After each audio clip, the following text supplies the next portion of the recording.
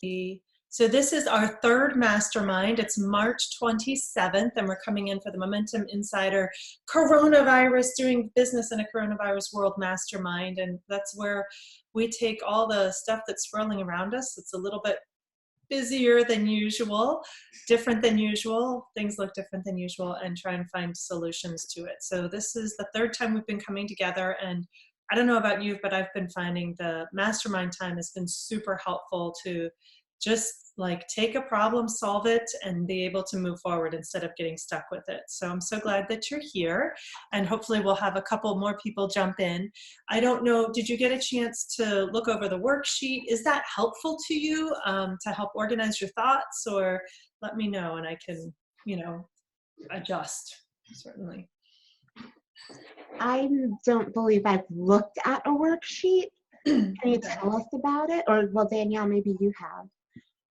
I don't think so. Is it something that you emailed to us with the link? Yep, it's in the email with the link, and so it'll come like as a weekly reminder. Okay. I can also drop it in the Momentum Insiders group so that you just have access to it there. But it just basically helps you determine what you want to talk about so that you can focus your time and spend it, getting the solution versus sorting out the problem in the first place. So it's fine. So that helps me to know, like, if you're not seeing it, that's definitely something I want to make sure. And then that you get access to it. It looks really, really similar to what we did at Momentum Live. Oh, yeah. I know what you're talking about. I see it. Mm-hmm. Yeah. So, do we have somebody else pop up? Hey, Jeffrey, how are you? He's getting things set up. He's looking intent. There we go. Hello, hello. So I was just asking if people had access to the worksheet to help you sort out your challenge for today that you want to bring to the table, your problem that you want to bring to the table. I recently, I've been taking this class called, I don't know what, like productivity coaching. It's how to be a productivity coach. Mm-hmm. It's part of what I need to fulfill in order to be a certified coach. But this book called The Productivity Chain by Casey Moore is the text for the class. And I know we're going to do masterminding, but if it's only going to be the four of us, which is totally fine, I'm going to drop a little, 5. Maybe I won't drop any. Okay, I'm still dropping this knowledge. I'm still going to share it with you. Okay, so what was interesting in here that I specifically highlighted is, we shy away from words that might be uncomfortable. And so, I mean, in recent history, we've moved away from calling things problems or like that specifically, and now we call them challenges and things like that. There's other words too that I know I've swapped out of my vocabulary for a more positive tone. And I love this. There's a whole paragraph in this book that says the problem with the word problem. The word problem gets an undeserved bad rap these days. Some people prefer to use issues or challenges as if changing the word changes the reality that some situations need to be addressed and improved. Now those replacement words have gained the same negative connotation as problem. In fact, the word problem is actually neutral and descriptive. It means a confusing or complicated subject or a question needing a solution. Nothing bad about that. I prefer to use the word problem because solution is built into the definition. So I wanted to drop that for you guys today. If you've felt that you had to move away from certain words. And I love the idea that built into the definition is the solution. So that's what we're looking for here today to the problems that you might be facing in your business this week. So has everybody, no, you guys have not all met. Okay, so quickly we're going to go around. Dana, starting with you. Who are you? What do you do? How do you serve the world? And then we'll go to Danielle, Jeffrey, and Dylan. I'm Dana Moore. I am a spiritual leadership development coach, and I rolls off the tongue, doesn't it? That's it. And I help individuals and leaders lean into their own sense of self and guidance as they grow their own spiritual connections and or businesses. Fantastic. Danielle?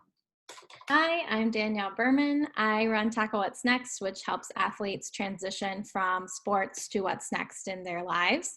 And we help them with career, mental, and physical health, as well as financial and philanthropy topics. Awesome. Jeffrey? You are muted.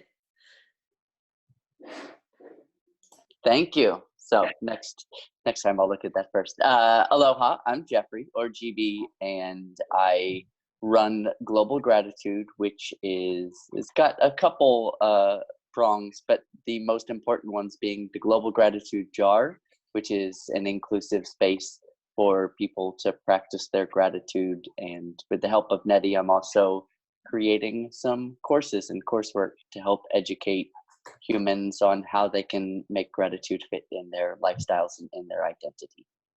Fantastic. Dylan? Hey, I'm Dylan Vassbinder. I'm financial advisor with Morgan Stanley, and I help families stay money smart by connecting their family principles to comprehensive financial planning. Awesome. Well done. And that you're getting more and more clear on what you do. So I'd love to hear that. Thank you. Yeah, so good. So I was like, as you guys were each speaking, I was thinking about the amazing things you've been doing this week, and I would love for you to, we're going to go around one more time. This is like lightning round here. And just like, what is something you're celebrating? What, like a big win, just one, or I don't know, I always get carried away. I'm like, woo! But if you have a big win this week, even if you don't, share something that you're celebrating, and we'd love to hear it. So we'll start with you again, Dana. I am celebrating hosting my first virtual event, a group spiritual event. So I did a spirit talk online. 12 people sign up. My second one is on Saturday. It was my first time making like an offer online. With a price point that was uncomfortable, but I did it. I like created the stuff and I shared it and I did it, and I'm going to do it again tomorrow. And I'm celebrating that. Awesome. Well, we're certainly celebrating with you. Well done. Getting into discomfort and doing it anyway. I know there are a few of you here that did something uncomfortable this week, and that's why I decided it was time to celebrate. So, Danielle, what are you celebrating? I am also doing a virtual event next week. We're kind of making lemonade out of lemons here with our postponed event in person and bringing everybody online. And we've had some really great responses, got a bunch of great speakers locked in, and people are signing up on an hourly basis. So we're excited to see those people get excited and interested in what we're doing. Fantastic. People are signing up on an hourly basis. Danielle, I'm so freaking excited for you. That's awesome. Thank you. Awesome. Jeffrey. GB, Right. oh my gosh, do you want me to just call you GB? I am so sorry, because like I know you in a former life. So Right. what do you prefer?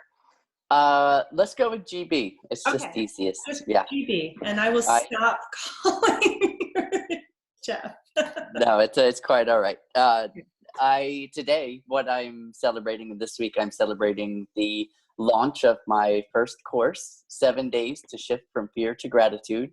And there's a micro celebration in there. So that's macro. And then the micro celebration is that I think I had the horror to realize that I hadn't launched it the best way possible. And then I had the courage to change it even after it had launched on day one. And I'm really happy that I did. So saw maybe a problem, but found the solution even quicker and then moved on.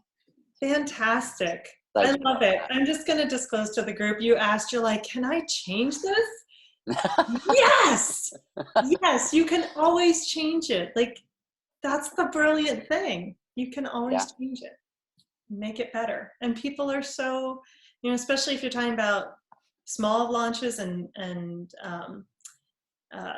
where the people and they're in it for you. Like they want to see you succeed. If you fail, they fail. So they really want you to succeed. Right. They've got like Right. your best interest at heart, and just keep that in mind. So awesome. Well done, Dylan. So I have been able to translate some of these awesome tidbits that you've been sharing, and I've been sharing how businesses can restructure themselves, and I've been doing this sort of this like online web video thing where I've been interviewing people, sharing information, and I've got one scheduled this Saturday, and I'm gonna learn. It's creating this environment where I can ask people questions and they can post it to the public, and then it also creates this sort of like private space where I can ask them one-on-one questions. And I met this woman, and this is aside from that, and she works with HubZone. She does a lot with government contracting, and she works extensively with the SBA. And she shared a whole bunch of resources for me that I can implement and share with some of my small business owners on what they should be doing now with their unemployed employees, with their businesses closing. How should I apply for loans? Is this the right strategy for me? So I just gathered a whole bunch of information that I'm going to be able to reciprocate. And then I was also talking to her about doing a webinar for those businesses that are concerned, right? And we're gonna go over like, what should I do now if I was planning on retiring in 2 years? How should I react to all this volatility? Should I be selling out? Should I be buying more? And so we're going to be talking more about setting this up, and that's what I'm celebrating right now, right? I've got some things that I'm working on. While it's not direct ROI, it is a way that I can help. So that sounds pretty. I mean, if you're talking and doing that, if you're talking to your ideal prospects, the people that would be, a good fit for you, then it can be direct ROI, because what you can do is you can then say, if what we're talking about resonates with you, if you'd like a little bit more information, then let's connect. And there's different ways that you can offer that. I know Morgan Stanley's going to have some restrictions on how you can ask them to connect and things like that. But at the same time, you can still invite the deeper conversation, to keep going with you. So it can be an A to B.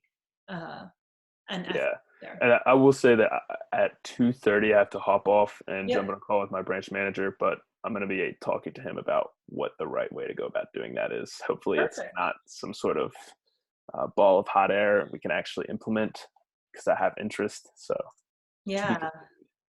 fantastic. Amy, what we're doing right now is I knew that a lot of people on this group had some pretty fantastic celebrations, and so I just wanted to give them a chance to say them. So if you'd like to share something you're celebrating, then we're going to jump into our mastermind time. Celebrating that it's Friday and I've made it this far this week. Yes. I love that. But I want to say you have some other celebrations, some things that you were able to accomplish this week. I apologize. I am brain dead right now. Oh my gosh. I hear you. I have been on calls since 9 o'clock this morning. I was on a call from 9 to 10 for a nominating committee for an organization that I'm unfortunately going to be president of starting in June. I was on a 2.5-hour call with our Chamber of Commerce and the Small Business Association and our town officials on what help is out there. And that was fairly depressing, I have to say. Then I ran from that to interviewing a prospective transfer student for my alma mater, and now I'm here. So I'm just like, Yeah, that's a lot. Well, I wanted to add to your celebration that you are doing a lot of connecting. Like, you're the kind of person that comes around and makes sure that everybody's okay. And I see you doing that, not just for the people that visit your inn, but in your community and like in your alumni association, in this volunteer organization. You're just like, you're showing up, and I want to applaud you for that. So congratulations. Thank you.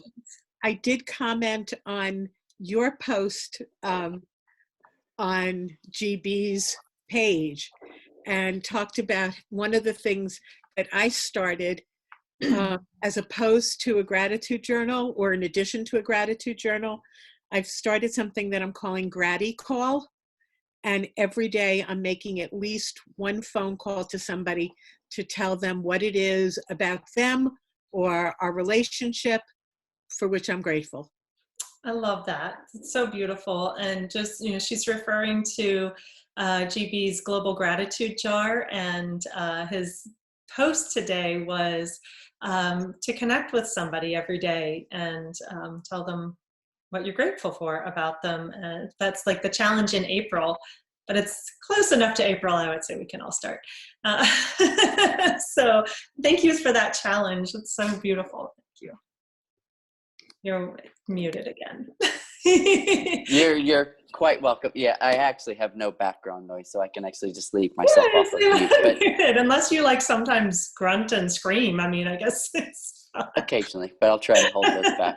But yeah, with the challenge, it just seems appropriate for what's going on. There's no better time than the present to tell somebody that you're grateful for them, because a lot of times you know it, they kind of know it, but you're making it real. So yeah, I'll extend the challenge to everybody in this group as well. Oh, he threw down the gauntlet. All right. Sure did. Nice.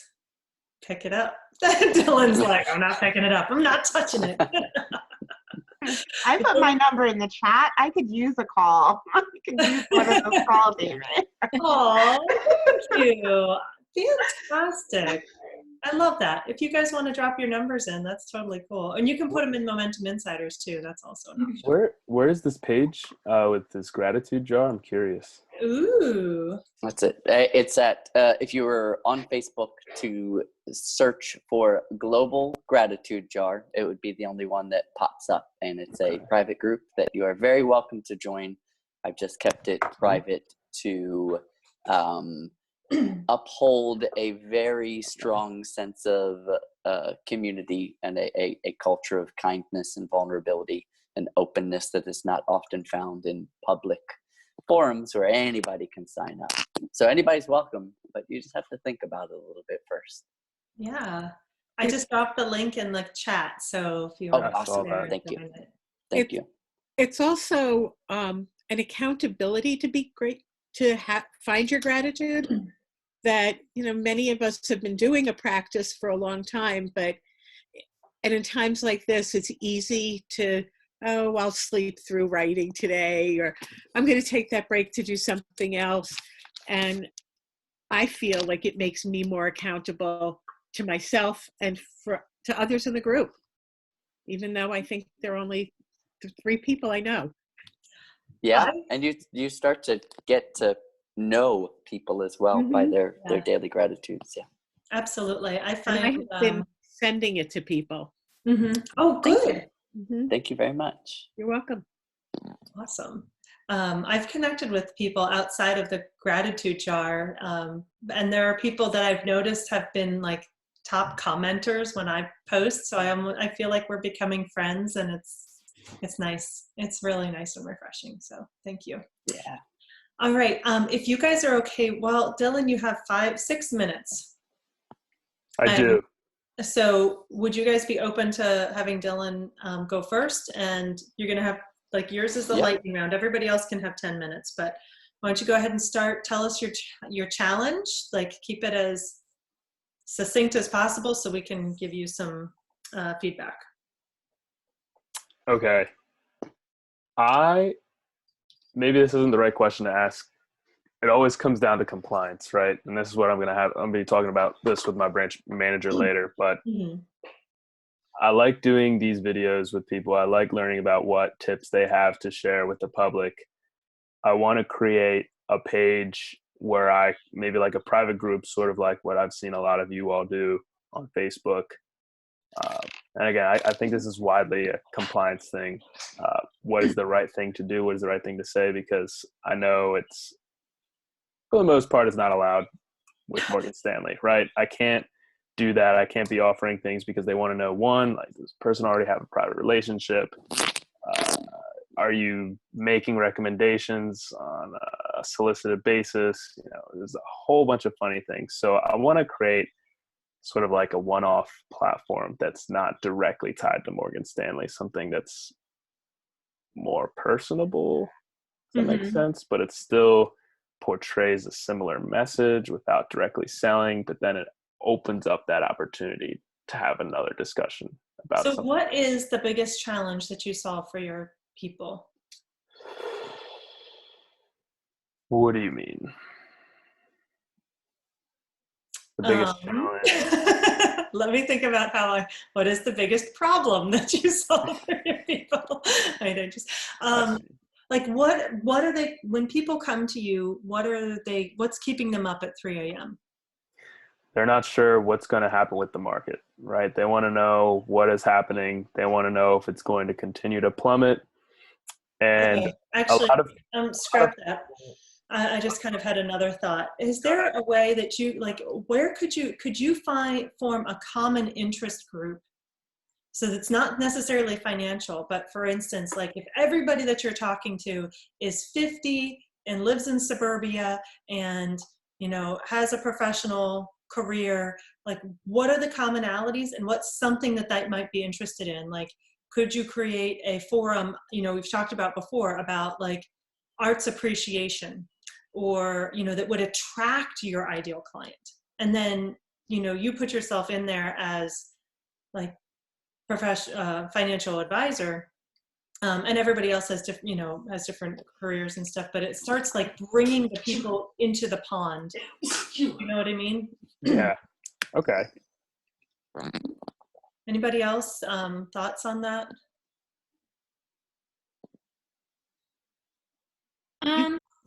Oops, go ahead, Danielle. I was just going to say, you know, a Facebook group is great, but also I think a lot of the people you're working with probably appreciate like one-on-one relationships, and because it's such a personal thing that money is very personal to people. So maybe another avenue to explore is like, how can you do more one-on-one calls, especially now, like hopping on with people on Zoom and just getting to know them and finding out like what is keeping them up at night and how you might be able to help, even if it's not Morgan Stanley finance related, but like maybe they need a babysitter, maybe they need to, you know, figure out how, if their wife or husband can apply for unemployment, like just finding out what they need and like making introductions for them might be a good way for you to stay top of mind and just be a good connector, so that when they're ready to have a conversation about finances, they know what you do, and they trust you enough to go to you and say, hey Dylan, we want to move this money over here. I figured I'd call you because you've been so helpful, you know, or so, you know, quick to respond, or like great to talk to, whatever that is. Absolutely, that's a great suggestion. So putting yourself out there as a connector, this would be as simple as posting questions that people can answer, like, what's your biggest challenge in the midst of the coronavirus? If it weren't the coronavirus time, like what kinds of things would you be thinking about doing? Or, you know, I don't know, just like starting to ask questions that would that you could answer and connect people about. You could and then also following up with those people. I'm sorry, go ahead, Amy. You could start that Facebook group and have it as an open group and ask these questions, make your phone calls one-on-one, suggest they might want to join the group. And what I might do is have a private group where it's one person from any field, so that each person there feels like that they can contribute and they'd be the expert. So you wouldn't get a whole lot of attorneys or a whole lot of financial advisors. It would be, you know, one from each, and they could share with each other. Mm-hmm. I'm thinking like a networking group, like kind of BNI-esque. Right. Mm-hmm. Okay. And just, I know he's got to go soon, but just another thought is I have this habit of starting something new when I see a problem in the world, but then I also realize that there are other people. So there's probably a group, a Facebook group established somewhere already that is right in your wheelhouse, that if you were one of the top contributors and answering people's questions and engaging in conversation with them, then you would rise to the top in their mind when they thought about making their own purchase or needed your services. So sometimes building a new group takes a lot more work. There might be an existing group out there that you could just positively contribute to, and then your face, your persona is the first thing that pops to their mind when they think about actually paying for a service. Absolutely. And that helps cut the clutter too, because then the people don't have to join one more thing. You're Right. just showing up where they are. And I would also add something that came up in the coaching group that I'm part of earlier today was if there's something you can contribute to that group, you can ask the owner of the group, hey, do you mind if I host a webinar? Or, it seems like your people could use some more information on this, and you can offer to host a webinar and tap into all of those people at the same time. Okay. Awesome. All right. Thank you. Thank you for bringing your question. We'll see you next week. Bye, Dylan. All right. Well, I do not encourage just coming in for a short time. I'd rather see your lovely faces than not. So, it's come in, stay tapped in. There might be times where you're doing all the contributing, and there might be times where you're doing all the receiving, and that's okay, because it all kind of comes back around.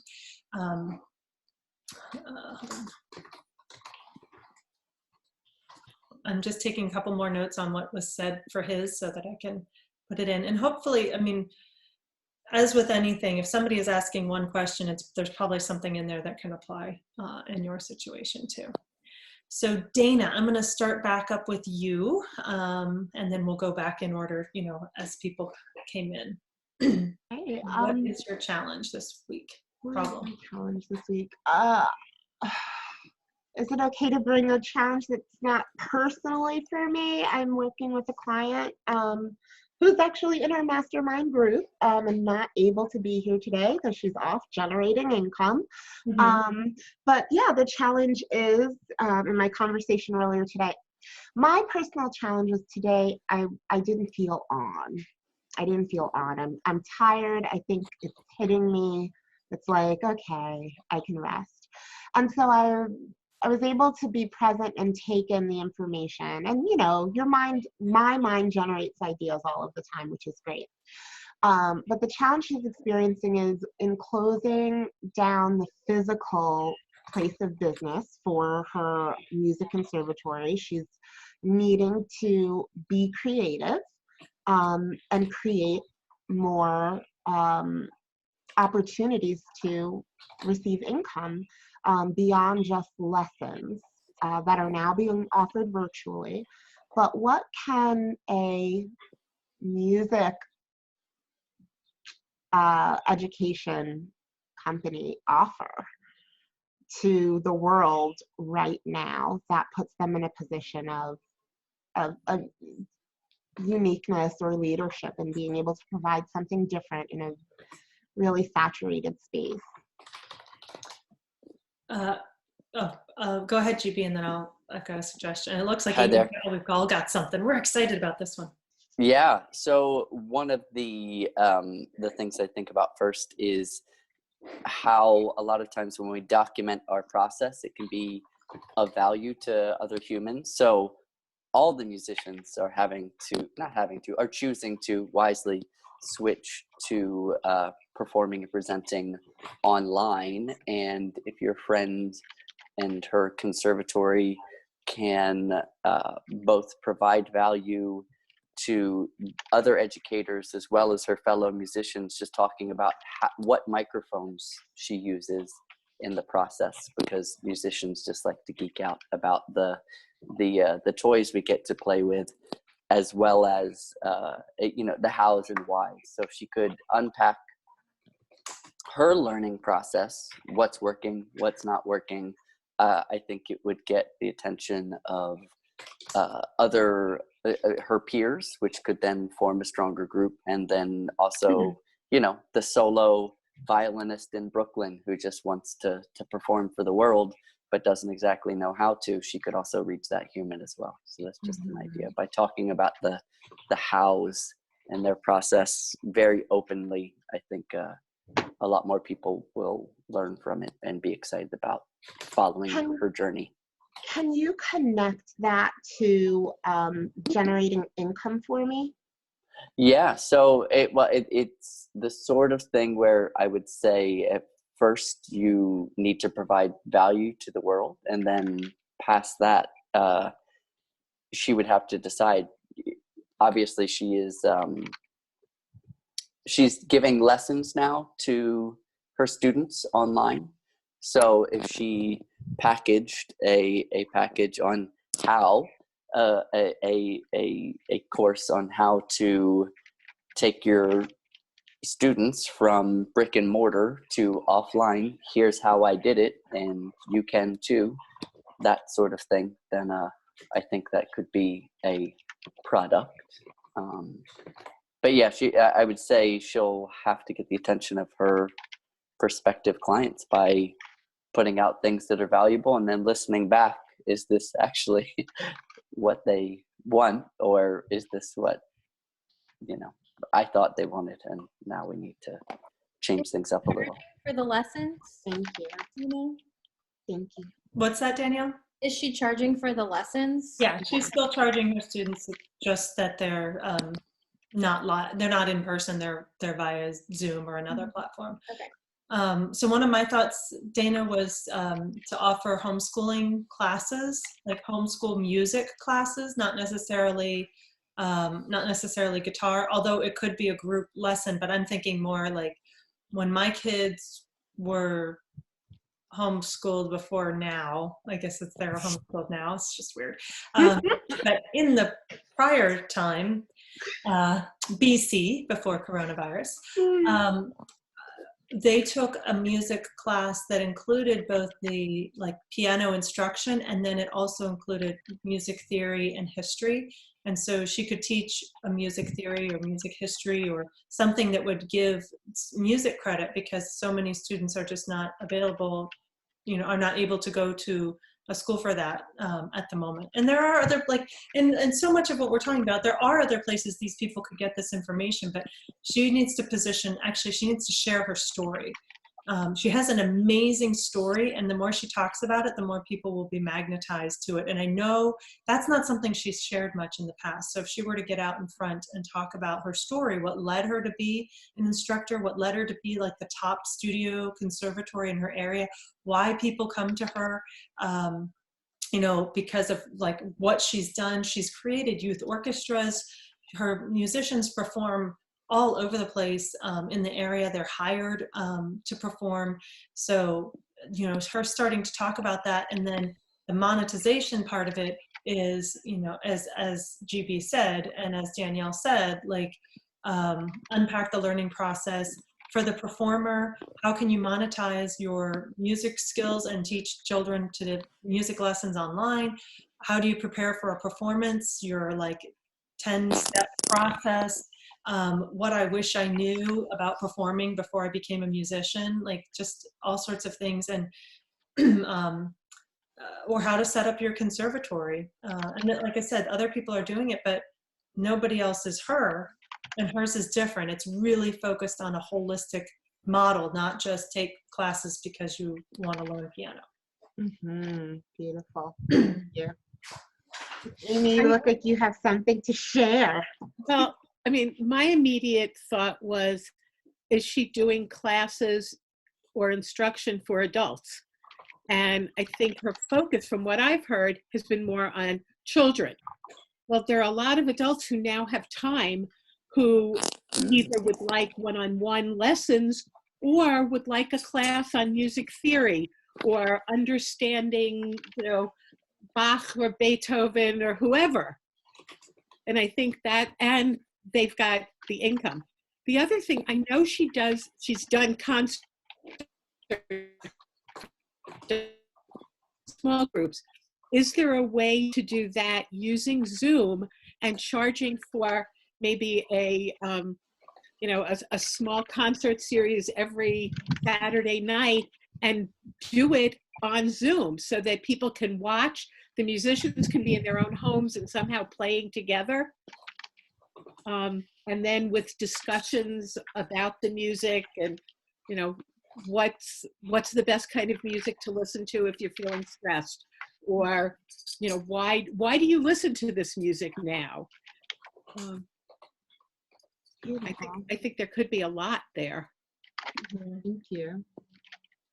Dylan, do you have something? And music is your wheelhouse as well. Yeah, so I've been getting a lot of questions from the people at my open mic night saying that they want to do some sort of platform where they can perform.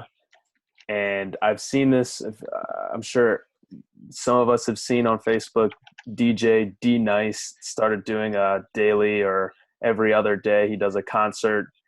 And even in my own personal network, since we're not DJing anymore in bars, they have created a virtual bar where DJs will come and perform, and they will donate money, not for the DJs. We, as DJs, we are controlling the funds and distributing them to the bartenders that are out of work right now. This is like a social justice fund. So maybe that could be another opportunity as well, to do some sort of live show and have a percentage of those dollars go to whatever common cause that would make sense for her. That's what I've experienced. That's what I've seen right now. And you can use and it's tough. I'm not sure what the right answer is for these concerts, because we're supposed to be 6 feet apart. And how you'd be able to sync screens together if that were the case. I know there's a bit of a lag and a feedback with that too, but we've seen a lot of activity with those social justices and allocating and giving back for people who need it. So that could also be another opportunity too. Maybe. Sweetie, can you close this window? I'm sorry. It's very windy apparently right now, and my curtain is blowing, and it knocks like a plant across your screen. Yeah, so I guess part of it would be having her kind of go through this list and maybe brainstorm additionally, what does she think she could do? What's going to be the fastest path to cash? What has the least amount of effort to do it? Mm-hmm. I love the idea of a concert, but it may need to be a single, like the concert could be a soloist, and so each musician is playing a solo piece, and then you move to the next musician, and then at the end having a discussion about the pieces.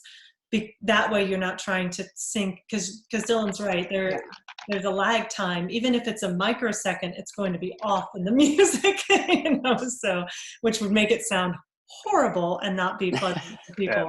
Musicians will be able to tell right away. Oh yeah, absolutely. She shouldn't forget that often there are couples who play together. Oh yeah. Or families who play together, and they're gonna be together even during COVID. So they could do some kind of a live thing with 2 or 3 of them at the mic or the computer. So there are all kinds of possibilities. Yeah, this is true. I mean, there are some families that have 10 people in them, and then you can have a whole, small concert right there. So that's 10 minutes. What do you, it's hard to ask you for the takeaway action step, but I'm so amazed and proud of you for bringing this up for our fellow insider and helping her in that way. I want to circle back around to your question, which is, I don't feel on, and give you a little bit of time and space for that, because it may be a benefit to others who are here too. So I'm going to put this down as Renee, and I want to give you some time for that. So do you want to give us a little bit of, we could give you some feedback on the I don't feel on, and maybe how to solve that. Perhaps let us know if there's some things that would help us understand that feeling for you. Well, I'm extremely sensitive. I am an intuitive. I'm an energy worker and spiritual worker. And so I often pick up on a lot, and I do have a personal energy management practice to help me with that. It's just a really tough time in the world, and I'm so grateful for what I have in my home and what I have immediate control over, that I can put my hands on and care for and feel. And my heart still hurts for the rest of the world that doesn't have it. And then I'm just a little tired. It's been, schedules are a little different. I'm PMSing, I'm a woman who really goes through that process. And so today was just one of those days that I woke up and I was energized. So I popped out of bed just before 7. But then I felt that dip as it came to, I think, my work schedule. And so I really would have preferred to not have meetings with clients today and maybe just, take some time for myself. But I've also said that. I think at the end of last week or early this week, I thought to myself, wow, maybe we should have taken a little more time to just chill or relax before I put my family into a schedule of okay, let's get on this, because now they are fully into their virtual learning plan. And I desire to have a little more, maybe just wiggle room or downtime, but I also have the responsibility of making sure that they're getting their work done. So I know it's not abnormal. I know it's not like a fluke or just a weird thing. It's to be expected in a time like this, but I would love to be able to shift out of that space a little more so. Yeah. So I'm just gonna share a little, having homeschooled before. It's okay. It's okay to even take a week off. It's okay to not do school. It's okay to sit and make cookies and that's school for the day. It's okay to just have family time. It's just as valuable. And if that's what you need, even if your kids are cool and you're they're strumming along, they got the schedule, everything's great. But if you need it, it's okay to take that time too. It's okay to have a school schedule that looks like, we sleep in until 10 and then we do school from 10 to noon, but we do it 7 days a week instead of 5 days a week. When we used to homeschool, there was parts of homeschool that happened every single day because there was an awareness that learning was always happening. So it really didn't have to fit into an 8 to 3:30 schedule. And the other thing is taking some time to plot out, if you know that you are more sensitive during your cycle, specifically blocking that time off on your calendar. No work, no appointments, just saying this is non-negotiable because I need to make sure that I'm caring for my vessel. And if this is what it takes, then that's what it takes. But if you know your cycle, and I know tracking it on the bazillion, apps that are available now and working with it instead of fighting it. Yeah. Absolutely. Thank you. Any other insights, feedback, thoughts? What do you like to do with your family? I mean, how do you guys get down? It's really fun. I mean, we love to talk. My kids are musicians, so I love to sit back and hear them play. We like to cook together. We're going to go for a walk after this. That's a space I can say is good and feels really good. Yeah. You're gonna go on a walk after this then? Mm-hmm. Let it all out, sister. Enjoy the walk. Breathe in the fresh air. I feel like I really, really push my sisters to do things, and I get a lot of pushback, whether it be getting them to play with me, because I have the drum set downstairs, they have the piano, or getting them to work out in the morning with me. They absolutely hate it, but maybe I'm selfish. I need it. So I, lack of better terms, I really encourage them to do it with me. He ties into the drum set, and they have to play. What just really came up for as Dylan was saying that was something you had said. It has to do around your work, kind of feeling like you just didn't feel on related to your work, and you had a really big work week. Like your celebration is huge. You're going to be doing something tomorrow. I would recommend taking some time to acknowledge, like, you had a huge week. Yeah. Give yourself some credit and some space and some, like, I earned myself a cookie today. I can relax. It's okay. I don't have to worry about it. I did enough. What you did this week was enough. It was more than enough. Yeah, you take that walk and you make it yours. I'm telling you. That walk is yours, Dana. Own it. Owned. That's right. Yeah, being the older sibling comes with a lot of privilege and authority and power. That's Thankfully, we have the integrity to use it with love. It's all love. Right? It's all love. Thank you. Dana, I was going to say it's taken me a really long time to realize that my energy and my productivity go in cycles. And I feel like I have days where I do so much and I feel like I've gotten so much accomplished. And then I have another day, usually the next day, where I'm like on the floor and passing out. And it's taken me 63 and a half years to figure out that's the way it goes, that every day can't be like that, and to accept it and to be more gentle. Yeah. Yes, Miss Leo. Yes. Stage lights off. That's right. Yeah. My little addition is just that I too am very empathic, and I'm finding myself, this will actually bump into some of my talk about some of my problems, but I am feeling all of the world's pain right now, and I don't necessarily like it.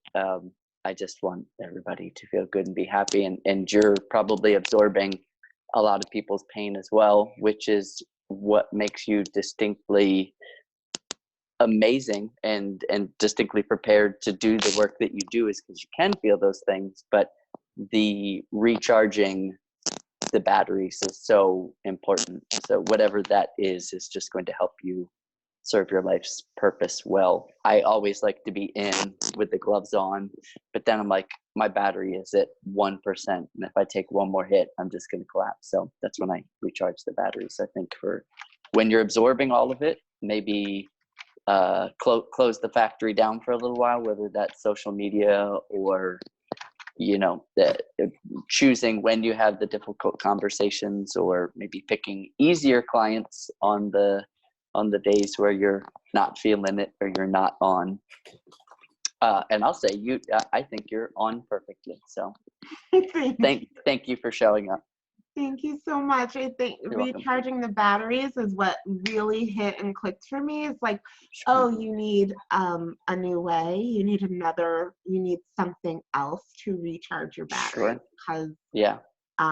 Because things are different. And in these past 2-3 weeks, it hasn't been the focus on me and even my need to recharge my battery, because I feel like, oh, I got more time, I can relax more, everything is slower. And so I think I've been able to ride that wave. But I think that is where I need to pick up and like have a new practice to recharge my battery. Some space, yeah. Yeah. Thank you for that. Thank you. All right. Danielle, I would love to hear from you. I feel like this is like also a challenge that I was having this week. So this is all very helpful. I would say that I did a little bit of what everyone's kind of talking about today. And Nettie can attest that my focus today was like not to take really any calls and not to really deal with anybody, but like the checklist that I had to go through. I think I set a lot of goals on Monday, and usually Friday afternoons is me trying desperately to reach like one or two of those goals set on Monday, because everybody else has taken up literally all of my time and I've been on the phone or setting up calls. And so this was one of the first times I actually like said, no, I can't talk on Friday. And that's like, it's not that I'm not available. Like I just was like, no, can we do next week? And gave myself a full day, and still had a couple of calls that just like got bumped, that they're calling me when they're free. That, it was not scheduled calls, but I was able to really dig into getting my kind of 2 to 3 things done today before hopping on here. I still have a couple more things to dive into after this, but like my priorities are, 90% of the way done for today, as I took this day. And it made me feel really good knowing coming into the day that like, okay, this week was crazy. I got all these external things done, and now I can sit down and knock out the main internal stuff that I need to do, which made me a little less crazy that I didn't have to like be externally facing with all these people today. Really good point, especially after a really busy week, to give yourself some internally facing time. Yeah. Dana, what's your takeaway from this? As Danielle was speaking, I had said yesterday I gave myself the day because it was my son's birthday, and I did take off. I still sent my 25 emails, that felt good, but I did cook all day, and giving myself one day wasn't enough, especially one busy day. And so just that reminder that I need more than one day off. Even on a regular week, I take off on Mondays. I take Mommy Mondays because I know that after a full weekend with my family, which I love and absolutely adore, and I get to relax and be with them, I still need just time for myself and to myself. And so I take that time, and I haven't. It's different right now. So it's just bringing my awareness to my own practices and what I need to fill in some gaps for myself with. Awesome. Awareness. Okay, so we're going to hop right now to Danielle. So I didn't have a specific challenge that popped up for me this week while I was like thinking about joining this call. So I have one that's not necessarily a challenge, more just kind of something I'd like to get people's opinions on. So I'll just dive into that. So since the Momentum Retreat, Momentum Live, I've been brainstorming on how to get a workshop put together as an offering for what we do. Instead of just summits and panels, really doing like group work, being able to do something for athletes that we could go to teams and agents and their clients and really sit down with a group of, whether it's 5 or 20 people, help them really get in the mindset of some of this stuff and work through, whether it's a half day or, a weekend, whatever that's growing into. But just would love to get people's opinions on how do you get that started? Is there tips or tricks of like start with an ebook or go right into offering and getting a couple of like groups together for free just to test it out? Like, I just love people's opinions on that, so that as I'm brainstorming how to put this stuff together over the next couple months, I have a direction of where to go. Yes. Exactly the boat that I'm in right now. So the first thing that I would recommend is, well, the first thing I would say is you have enough. Like, you already have enough content from everything that you did to pull together your membership site and things like that. You have a ton of information and resources and things like that. So you don't need to go full bore on reinventing the wheel.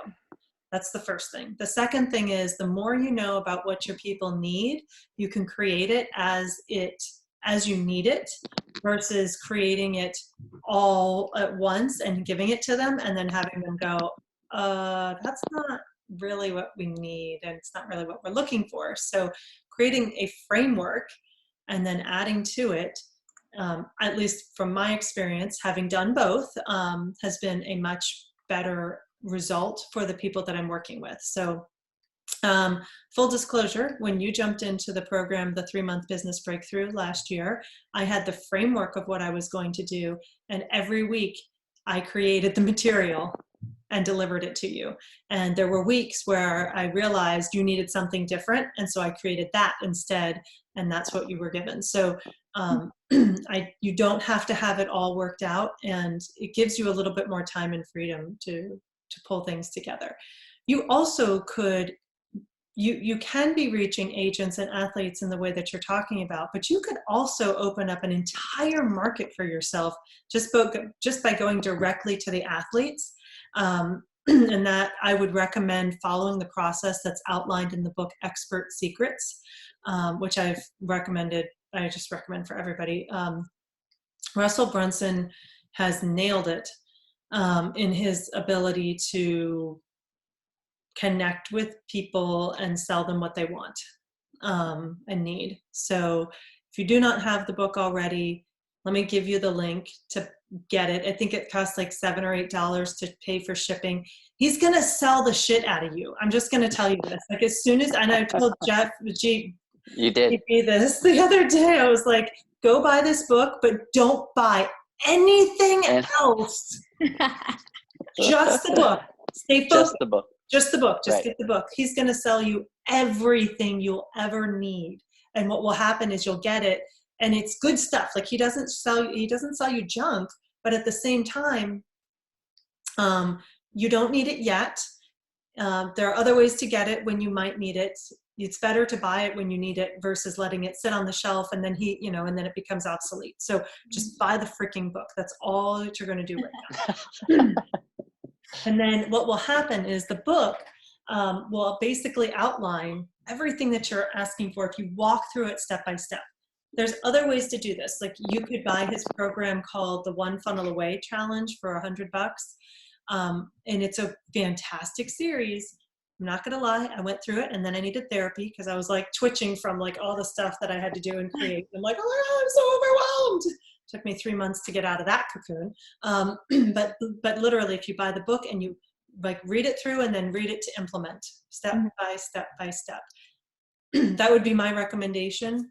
And the other place, if you want to do something like this, would be perhaps Molly Mahoney. She's another one that does course creation and does it like create what your people need. And I can send you a link for her as well. Any other thoughts from folks? I'm going to show you this. I really liked the idea of going directly to the athletes as well as possibly their coaches. It is such a built-in network because they're already a team of 20 to 30 humans already. They're just a network by design because they're a team, and they're probably all experiencing similar things. So for the coaches that really care about their athletes and how they're doing right now as well as after their careers, there would be a strong drive for them to distribute your information to hook athletes, refer them up with you. Yeah, definitely.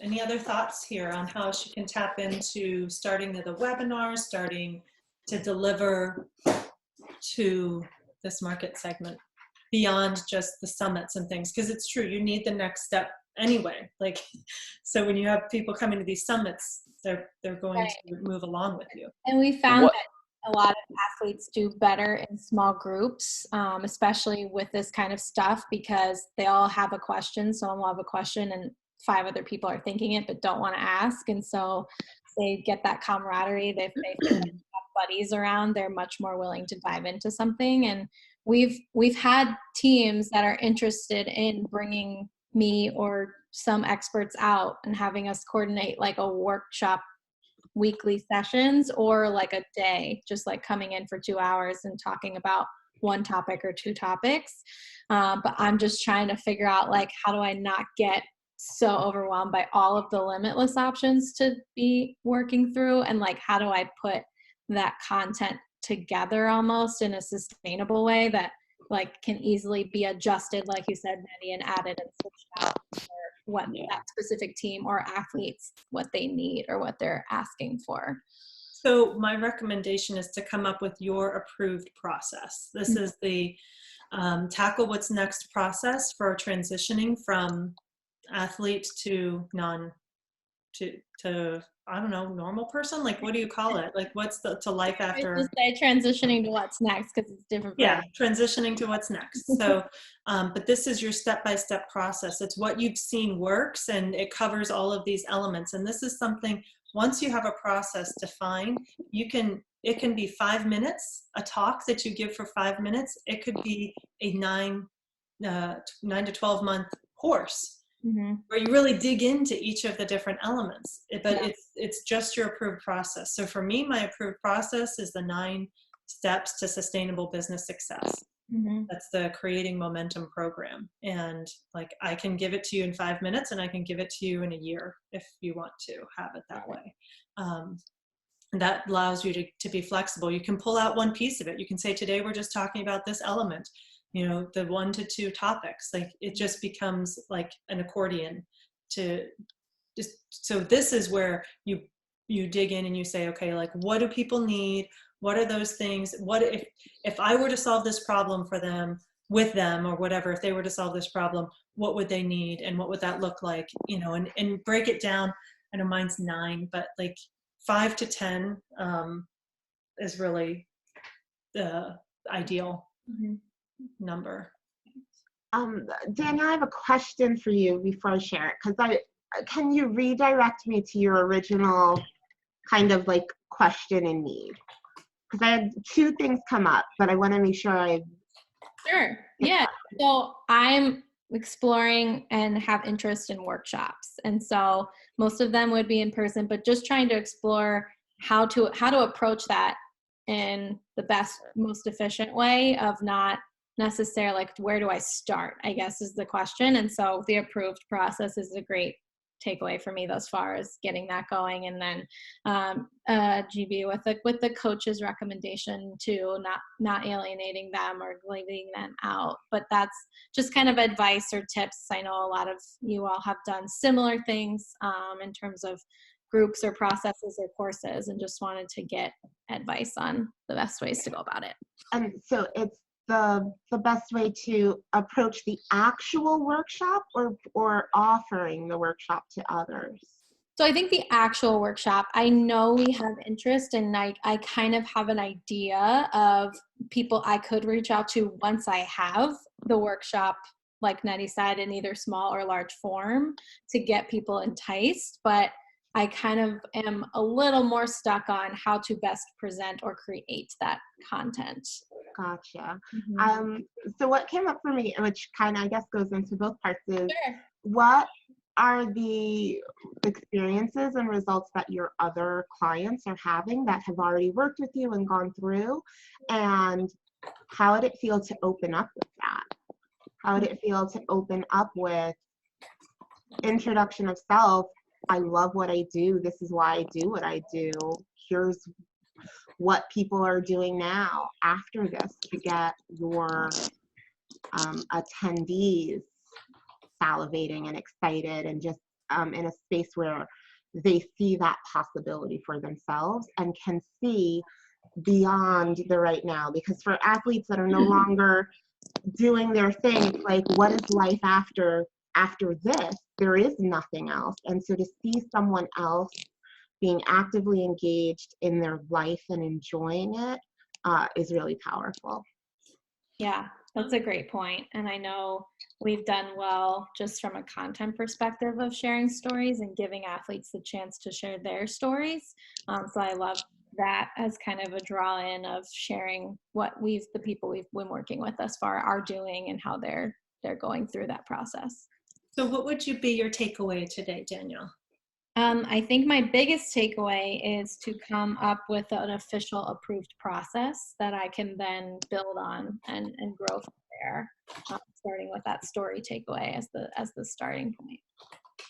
And just I just thought about just profiles of young athletes, and they are a demographic that definitely attaches to an idol. Like if you're a female skier, like Lindsey Vonn is your hero, or if you played basketball back in the 90s, Michael Jordan was your hero. And just this is just with the call to action with your pitch, with your sell. If you can just relate your process to how other idols have successfully, transferred into their next things. Like this group is highly motivated, and I would have been too if you had captured me at this time with what their idols have done, because it's the best way they can relate, because they're so driven to be like that person, or to possibly someday be better than that person, or be like them. Yeah. So I just thought about that as with your demographic, they are highly inspired by their heroes, and will follow that path. Yeah. You probably already know that, but it's just me catching up. Oh, it's great. Thank you. This was all awesome. Yeah, and I will add that from attending your events, they do cover a lot. You have nutrition, you have franchising, you have health and wellness, you have physicality, you have spirituality, you have different sort of business segments, and there's a lot of different ways you could spin this, and I think I'm really excited to see how you're able to bring all of those together. So Awesome. Thanks, Dylan. Yeah, there's a lot, and that's kind of where I feel like when you get that kind of paralysis of choice, because there's so many places to start.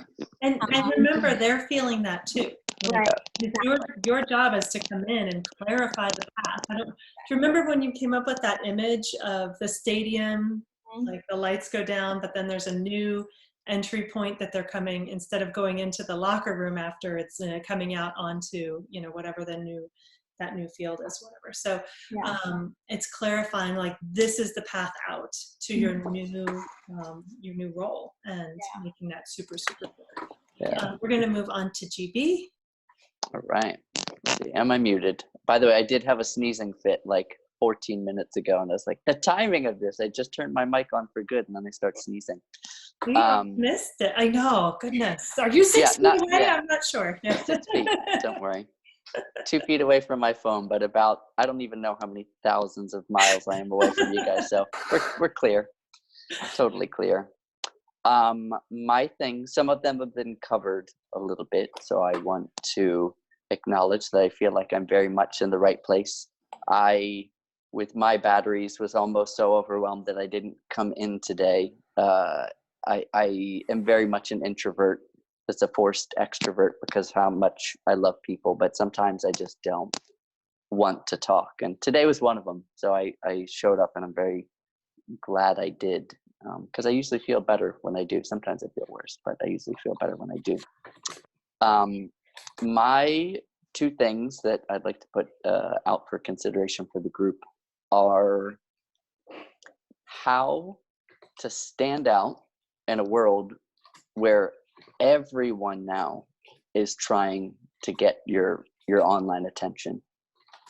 And then this kind of piggybacks on that, and that is, how do I stay on social media right now when it is the absolute last thing that I want to do, and I am finding myself highly distracted by it because of my both nature of curiosity as well as my empathic nature, wanting to see what's going on with people, as well as my more negative addictive side, where I would say, I don't think I'm addicted to social media, but I am having a hard time getting off of it, that's for sure. So those are my two things. How do I stand out in the world where everybody is trying to get online attention?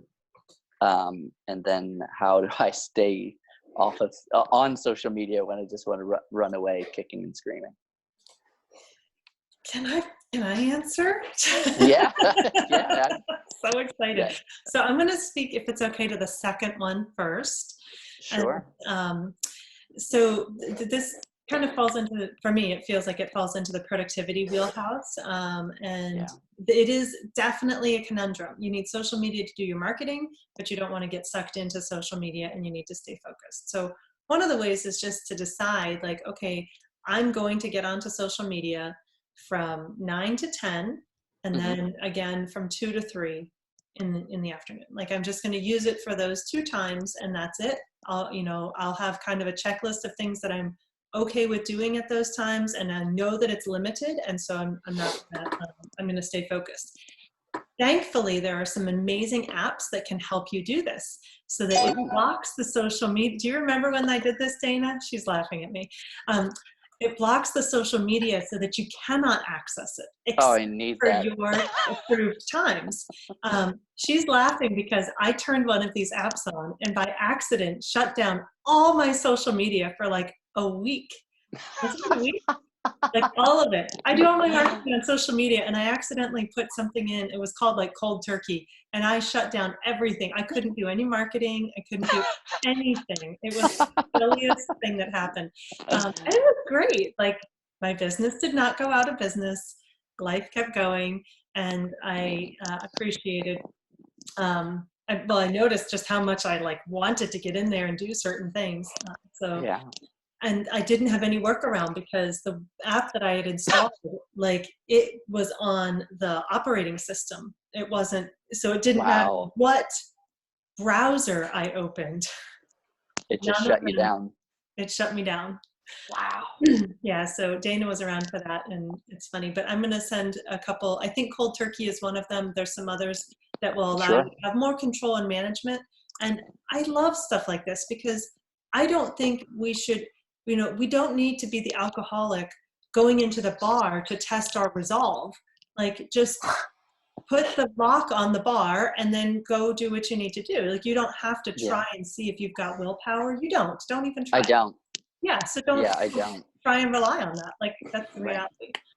I So relate that's to the first this a one. lot, for sure. I mean, I relate to this so much. And what I've done, not as drastic as cutting it off cold turkey with that app, but I turn off, my phone has no notifications on it other than text and phone call. I don't get notifications. I don't get Twitter, Facebook, Instagram. It's so helpful because unless I click into it to go on there for something, I'm not seeing people send me an Instagram post or tweet at me or like something, and then I go, oh, I wonder what they're up to, and then you get into that whole like mess of social media.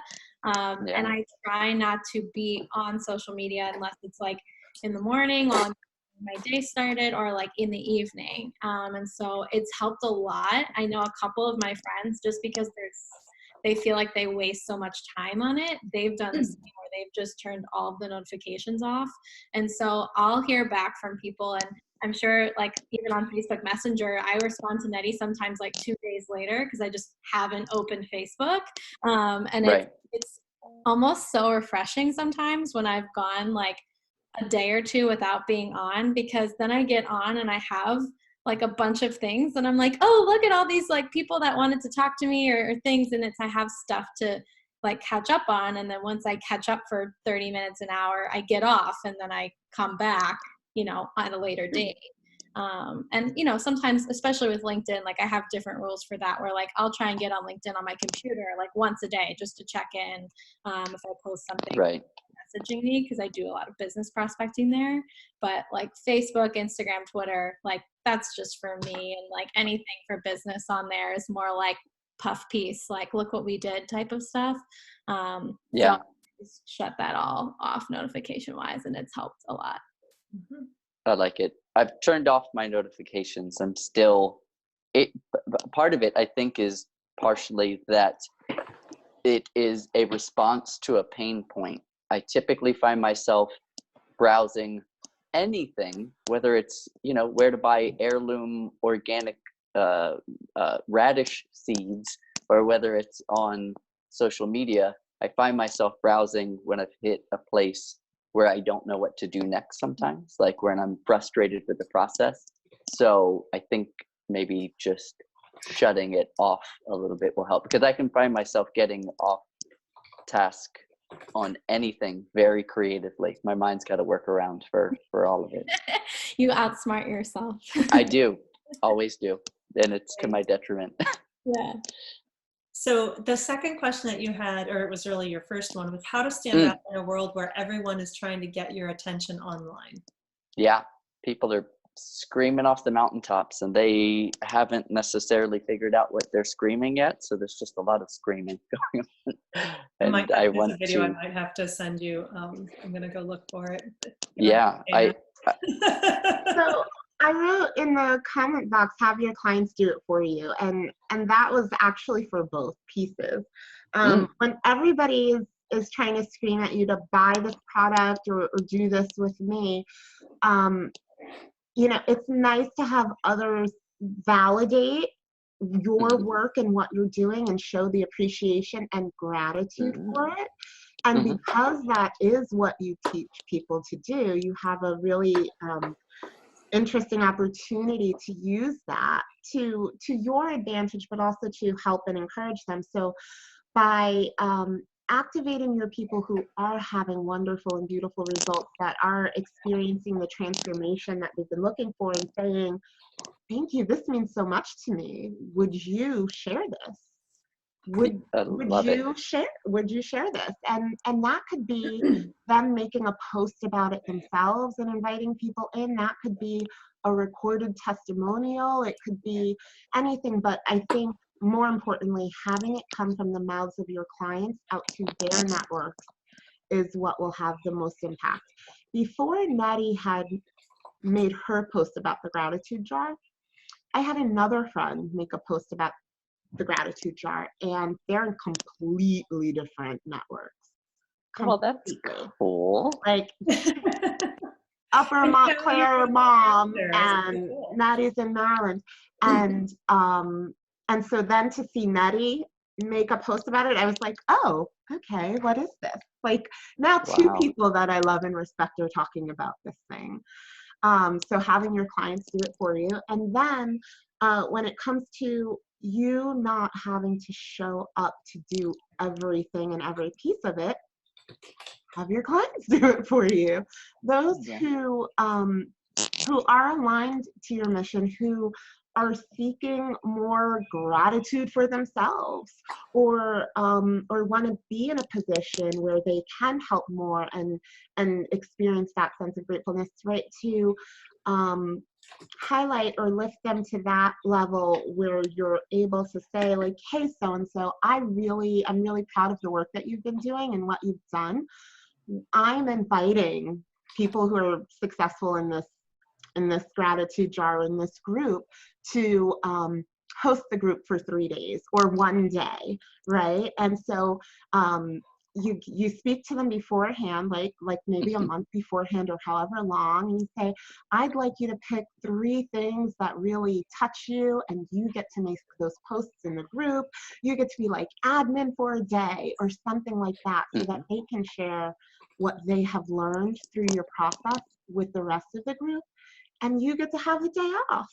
And more importantly, you get to be excited about what's happening within your group without you having to do it yourself. So you'll probably still want to see it and look at it and be engaged. Yeah. Cool.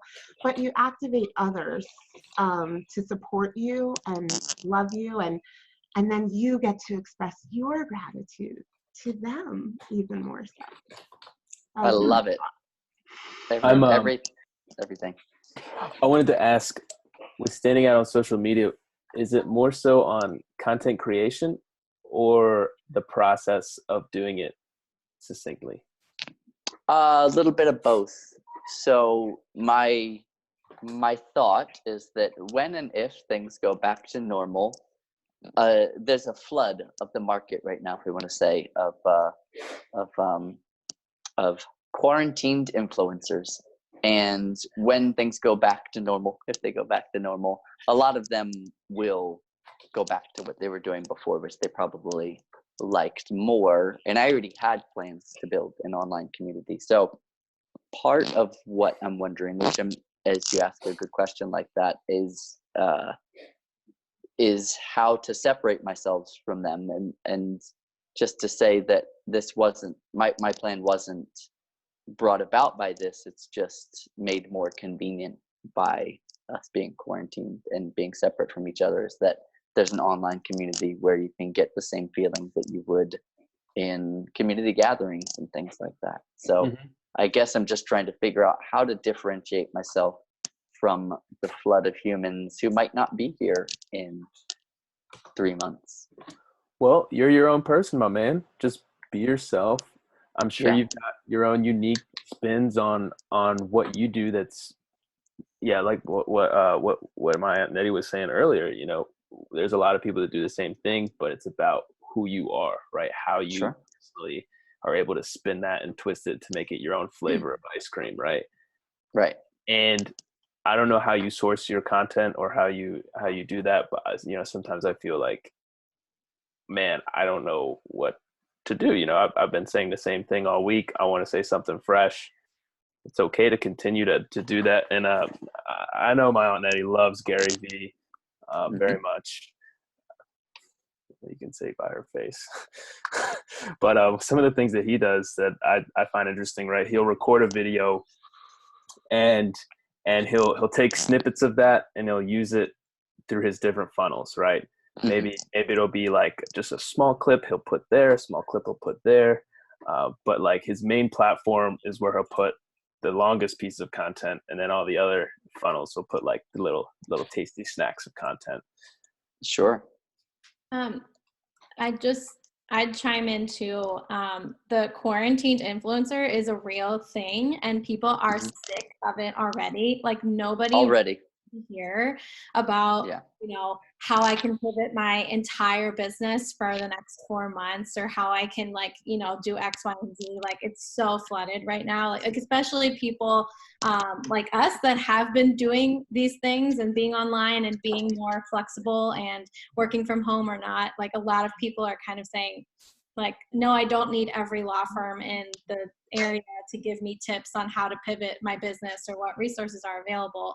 And so my advice to you would be to keep pushing yourself the way that you were going, and don't ignore what's going on, but don't make it the focus of the things that you're doing, because like you said, we're eventually going to step out of this and you're going to be way more positioned for success. And this is what I'm working on as well, is like trying to continue the work I was doing before all of this happened, and really say, yeah, we're going to do virtual events because that's the only way we can connect with people right now. But we're also going to still be coordinating logistics for upcoming summits in the fall. We're also still going to be working on our workshops that will be in person. Like we're still going to be moving that forward. So for you, like instead of doing the quarantined content, just do the content you were going to do. And during those conversations, it can have a twist right now because we're in such a weird time, but the content itself can apply to somebody that might join in the course in a year, and this isn't relevant. The quarantined lifestyle isn't relevant, but those pieces that you're giving them are still relevant. I think that's where you're going to see people kind of stand out, is like those events that are like COVID-19 webinar, like there's not going to be any use for them and after like July. But if you're doing like something like Net is doing, of like how to pivot during times of, you know, challenges, like challenges are going to come up for your business all the time. Things are going to happen that are out of your control. And if you can take this and say, this is just one example of it, but the content I'm giving you and the resources I'm giving you like will be the same, and you can use that during whatever challenge or, you know, hiatus or however you want to call what's happening right now. I think that's a way to just like to break through the crowd, is to say like, yeah, this is not a COVID-19 specific thing, but something that we're doing. Sure. Would have done it anyway, you know? Right. So stay on the path. Yeah. Don't veer totally off the path. Like, sure, there's going to be little ways that you can like step off and say, hey, I know things are insane right now, and I get that, and we should talk about it, but keep going, because everybody's jumping off the path right now and they're going to be behind. And so just keep going. Don't be insensitive about it and don't ignore it, but don't pivot all the way into it. Got it. And I would honestly, I just want to dovetail on that because you hit the nail on the head, Danielle. And what I'm thinking, there were a bunch of thoughts that came out while you were sharing. One is you need to just share your story. Like the way, and Dylan was saying this too, the way you stand out is by being you. So you share your story. I created this because this is what happened to me. And so then I created this. So again, like if we go back to the Expert Secrets book, there's a whole pathway to share your story in a way that helps people go, oh yeah, okay, that's what I want to listen to. And you know, it's called the hero's journey story. Right. And so that's one thing to keep in mind. But the other thing is even just to share your story now. Like, hey guys, I created this thing before COVID-19, and you know, it's really great that you can use it now. It's going to be available for you even afterwards. So, you know, this is a really stressful time, and I'm really glad to invite you in here. And the practices that you create while we're in here now are going to serve you as we try and define a new normal going forward. So you can talk about it that way, like let people know there is life after what they're experiencing now, because for some people it might not feel that way. You know, they've been laid off, they've lost their job entirely, they had to close their business, you know, they couldn't get funding, they couldn't get loans, they have to start fresh. So being that voice to say, look, I want to let you know there's going to be, I can help you through this now, like we can do it together, and I'm going to be available when the new normal comes to pass as well. And there will be one, like there absolutely will be. Oh, yeah. Yeah, but not everybody can feel that right now. And the people that you really want to connect and bring in here are the people who can't. Like those people who really do feel like they are in that fear state that you've talked about. So continuing content as you had planned, stay on the path, really important. The other thing I thought about, and this was in talk when Dana was talking, is to create swipe copy. Swipe copy is stuff that people can copy paste into their social media feeds, into their emails. It's exactly what you want them to say in order to invite other people to your group and program and things like that. So swipe copy could be an image, it could be a tweet, it could be a Facebook post, it could be an email, it could be a series of emails, and people may want to support you, but they might not know what to say. So, you know, you could have like when somebody joins the Global Gratitude Jar, you could have I'm so glad you've joined the Global Gratitude Jar, like post this message, like grab this image and post this message on your feed. And then again, like Dana was saying, you get them to do the work for you. So they go in and post it on their feed. I just joined the Global Gratitude Jar where I'm learning to do blah, blah, blah, and connecting with a community of XYZ people. And now, and here's like, come and join it with me. And then you put the link in. And so you might get, like, it's not about getting everybody, but you might get one or two people for each person that joins. Like that's the possibility there. And let them do the work for you. You don't have to be the only one shouting from the mountaintops. I put in the chat feed, I don't know, Dylan, if my kids shared this with you, this like crazy Australian screaming video. You said screaming from the mountaintops, so I put that in for your viewing pleasure. It's a real song and a real video, and it's crazy. Even for music lovers, it's just strange. So there you go, there's your laugh for today. And I loved the hashtag quarantined influencer, like quarantine influencer. And that could be something that you talk about, like anybody here talks about, you know, let that be a trend where we're doing business as usual. And we're beyond, you know, like we're not a quarantine influencer, we're actually influencers. You know, so takeaway for you. Oh, there's so many. I might have 10 minutes to recall it. No, I'm just kidding. I'm so sorry. No, it's good. I appreciate it. I didn't have a timer on it, but I feel like you guys just all gave so much, and I appreciate that. Productivity. I'm going to set business hours because I actually do look at my calendar in the morning to what I've got, and I do look at my little notes that I write to myself. Like if I put this on my computer, I know that before I do anything, I have to do my 10 minutes of meditation, 5 minutes of free writing, write down my gratitude, and 10 downward to upward dog. So I follow directions well. They just need to be planned out ahead. Dana, your suggestion of activating my clients, like, just lit up some synapses. Like, it's a really, really smart idea. So I've got here to possibly have some people host the group for a couple days, 3 days a week, whatever it may be, activate others. From Dylan, I do have some bigger videos that I could edit down, or I could have somebody help me edit it down to create smaller snacks, to create a little bit more of a stream of content coming out versus the right now it's basically, to the outside world, it probably seems like a fire hose, and then the water runs out, and then the fire hose, and then the water runs out. A stream would be better. And then create from Nettie, create swipe copy, which I just wrote down as creating content that people can share without having to think about it too much, and make it a part of my onboarding process, which right now my onboarding process just is welcoming everybody into the group, which they do appreciate. But I think a next step could be good if they so choose. Awesome. That's a lot. So I got a lot out of that. Yeah, it is. Yeah. Thank you. Fantastic. Can I just say, gratitude buddies can also welcome people and onboard them into the group. Yeah, I love it. Because I imagine with the influx of people, you've got a lot of welcoming and onboarding to do. Yeah. Gratitude buddies. I'm going to write that down. And I can even write copy for them to easily share, so that they don't have to make it easier for them to do the onboarding process. Maybe they could be like gratitude guides. Love it. Or like, I don't know, some sort of like title.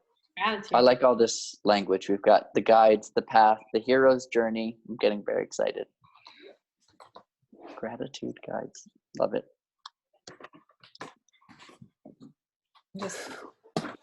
Just so you know, if you haven't noticed, I take notes throughout this whole thing, and the notes and the video get sent to you on Sunday night and then Monday morning, and then they're also in the group. So I know you guys are taking notes, but you still may like go back and go, I don't remember that or whatever. So all of that stuff is all there for you to use, whatever comes up for you. And then you can also kind of grab what you might need from other people's conversations. Amy hopped off. I think she was fried, and I'm glad that she came in and contributed. And I'm glad GB, that you came in and contributed. Dana as well, and Danielle. I know everybody having kind of a long week, and this is the end of it. The end of the day on Friday. I get it. It's not for you. 6 hours earlier. Enjoy the start of your day. Yeah, 9 a.m. Well, thank you, Nettie, for creating space for us to come together and do this. Thank you for showing up after a long week and a lot of work and a lot of productivity on your end too, even just keeping us on track. Thank you. I'm happy to do so. Like lights, this is my happy space. and I'm happy when people feel like they can come here even when they're tired. Like, that means a ton to me, that you guys feel safe enough to come here even when you don't feel 100%. Like, there are other places where that might not be the case. The fact that that this is one of them, like, it means everything to me. So I have something completely unrelated that I want to share. I just shake my head. It kind of like these moments where I'm like, okay. So, and this is for you. This is for you, Nettie, because I notice you have a lot of tabs open on your screen, like a bajillion all at one time. And I have a dinosaur computer. This helps me. This probably doesn't affect you because you have a newer laptop, but I love this app. I use it. It's a Google Chrome extension. It's called One Tab. And what it does, it takes all your tabs and it condenses it into this one tab. And then when you want to close your laptop, or maybe it's got too much going on in the background, you go into that, and then it'll show you like you had like 20 tabs on this day, you had this day. So I can like load up, like maybe I'm DJing, so I'll have up all my DJing tabs, or maybe I'm doing prospecting on LinkedIn, so I'll have all my LinkedIn tabs open. Then I don't have to have this jumbled mess. It's just all condensed and organized into like sheets. It's really, really cool. Okay. I'm I giving like you it. 1,000 points of credit for that. Thank you, Dylan. Big gold star. And the other thing, Dylan, since you're talking, did you have a takeaway from your time? We had to hop off so quickly. What was your takeaway from your time? And did your person not show up, or do you just tell them that you had this awesome thing? I called my branch manager, and he didn't pick up, and then I texted him, he didn't answer, and then I had another call at 3 that didn't answer, and he rescheduled to 4. Still haven't heard back from my branch manager, so I'm not really sure what's going on. But what I got was, I took notes here. I just want to go back. The big point that stood out to me was the common interest groups, maybe having public and then doing the private for like networking things. And then I also liked maybe not reinventing the wheel, maybe just joining an established group and seeing if you can ask the person there if it would be okay to contribute something specific. And then the other point was, maybe it's not even important to focus on that. Maybe you just need to focus all your efforts on one-on-one calls. And then the other thing too I wrote down was like, post questions, like challenges that are common that people can answer, that you can answer, but then you can sort of drum up your audience that way. So all good points, and I've got some thinking to do. Yeah, I appreciate the feedback. Thank you. I arranged for your branch manager not to be available so you could come back on, so you're welcome for that. That's power. Yeah. Power and authority. This, I don't know if you can see this. Do you see this? Is that Iron Man? That is Iron Man. Had been missing since we moved. It's one of my daughter's paintings, and finally found it last weekend. So I just wanted to point it out, that I hung it up like now it's in my space again. Although I realized for some people who don't know, that might look like angry and scary, but like I love Iron Man, so it's really fantastic. It's like I am Iron Man. Well, there's that, but you know. In just a moment. Yeah. All right. Well, thank you guys. Have a great weekend. I realized that the way this is slated, I see you at the end of Friday and the beginning of Monday. So you have no time without me, pretty much. But that's just the way it is. And I hope you have a great weekend, and I'll check in with you. Oh, and GB, I am considering what I can do to add a second momentum accountability check-in time at another time during the week. That's later in the afternoon. It's just a 30 minutes, so Much appreciated. Yeah.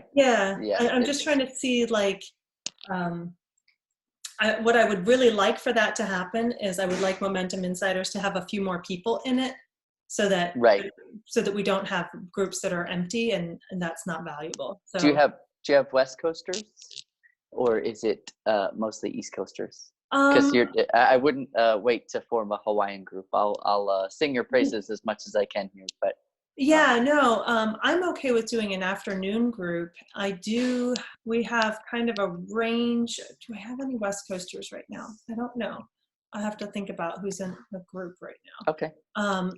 We do have a West Coast who's interested, okay, but not in it at the moment. So that would sure. be potential, but also just people who aren't necessarily available in the morning and would prefer to do it in the afternoon. Oh, good. The dog just scared himself. It's always fun. All right. So I just wanted to kind of drop that. So if you know somebody who's interested in insiders, yeah, that would help expedite the getting a second group going. Right. Yeah. All right. Have a great weekend. Take care, guys. All right. Thanks. Bye, guys. Thanks, Nettie. Thank you. Thanks. Bye.